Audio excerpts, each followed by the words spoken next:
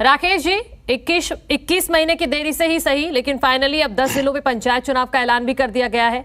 कोई हड़बड़ाहट तो नहीं है कि आदमपुर उपचुनाव भी है और पंचायत चुनाव का भी ऐलान हो गया, दोनों चीजें मैनेज हो जाएंगी? मनु जी, आपने सवाल पूछा और अगर आप मेरे चेहरे की तरफ देखें तो ये मुस्कुराहट धैर्य की परिचायक है। कितना धैर्य आपको मेरे चेहरे पर नजर आ रहा होगा, और जो ये धैर्य राकेश गर्ग के चेहरे पे नजर आ रहा है, सही मायनों में आपके सवाल का जवाब है, ये पार्टी का धैर्य है। और जो अभी आपने हमारे साथी प्रवक्ता भाजपा के जो भूपेंद्र जी उनसे सवाल पूछा, आप थोड़ा सा गौर करना आपके सवाल क्या है और उनके उत्तर क्या है। आपका सवाल चुनाव को लेकर है और उनके उत्तर चौधरी भूपेंद्र सिंह हुड्डा जी और दीपेंद्र सिंह हुड्डा जी और पता नहीं कहां राष्ट्रीय कांग्रेस पर पहुंच जाते हैं। लेकिन चलिए मैं सीधा सीधा आपके सवाल के उत्तर पर आता हूं।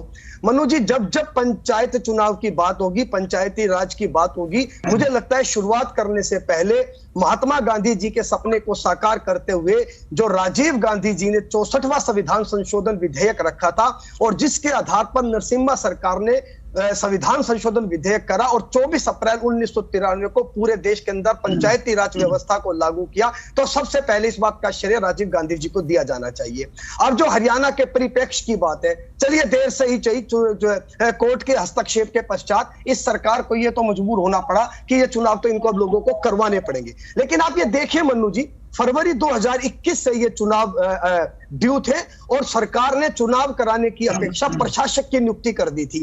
और उन प्रशासक जो अधिकारी थे उन लोगों ने क्या किया, सरकार ने पंचायती विभाग को 2021 और 2022 में 5,980 करोड़ रुपए दिए थे, जिसके अंदर से महज इस सरकार ने, इन अधिकारियों ने 1,676 रुपए करोड़ यानी कि महज 28% खर्च कर पाए।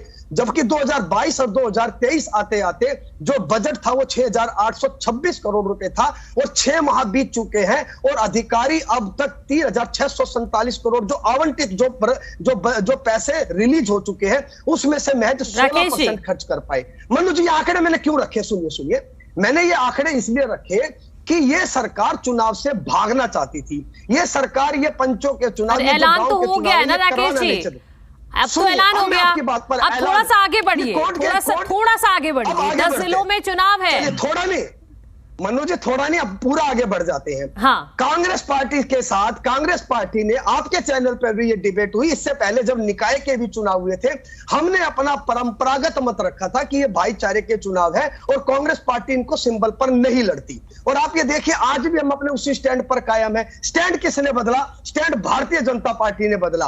अभी जो भाजपा के प्रवक्ता कह रहे थे कि गांव में जो लोग रहते हैं ये सारे भाजपा के कार्यकर्ता है, अरे भाई क्या बात कर रहे हो, सारे आपके कार्यकर्ता है क्या? 40 सीट मिली, अगर सारे आपके कार्यकर्ता होते तो 90 की 90 मिलती। स्थानीय निकाय के चुनाव 888 पद थे, वहां पे जो पार्षदों के थे 88 भी आपको नहीं मिलेंगे। कैसे आप बातें कर रहे हो? और आज हमारे ही दृष्टिकोण को, हमारी ही पद्धति आप भी सिंबल पर नहीं लड़ेंगे ना अपनाया कोई भी चुनाव? पंच, सरपंच, ब्लॉक समिति, जिला परिषद, पंचायत समिति, जिला परिषद के चुनाव। मनु जी सुनिए, पंच और सरपंच के चुनाव कांग्रेस पार्टी बिल्कुल सिंबल पर लड़ने नहीं जा रही है। ये हमारा परंपरागत स्टैंड था, ये बात मैं आपको कई बार दोहरा चुका हूं। जहां तक जिला परिषद का चुनाव है, ये अभी चौधरी भूपेंद्र सिंह हुड्डा जी ने भी अभी महज 15 मिनट पहले बोला है, अगर सरकार में दम है तो डायरेक्ट आप चेयरमैन का चुनाव करवा के दिखाइए, हम इसको सिंबल पर लड़ने के लिए तैयार।